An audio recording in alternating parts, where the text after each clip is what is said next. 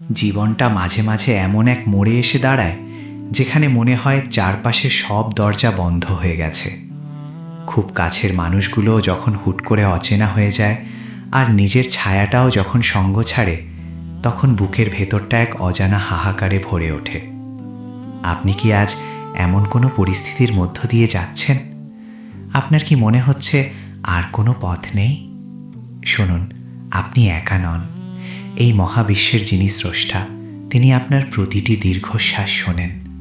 পবিত্র কোরআনে আল্লাহ তাআলা কত সুন্দর করে বলেছেন, নিশ্চয়ই কষ্টের সাথেই স্বস্তি রয়েছে। মনে রাখবেন, অন্ধকার রাত যত গভীর হয়, ভোরের সূর্য ওঠার সময় তত কাছে আসে। আজ আপনি যা হারিয়েছেন, বিশ্বাস রাখুন তার চেয়েও উত্তম কিছু আপনার অপেক্ষায় আছে। তাই হতাশা ঝেড়ে ফেলে আজই একটু উঠে দাঁড়ান। নিজের ওপর বিশ্বাস রাখুন আর মহান রবের ওপর ভরসা করুন।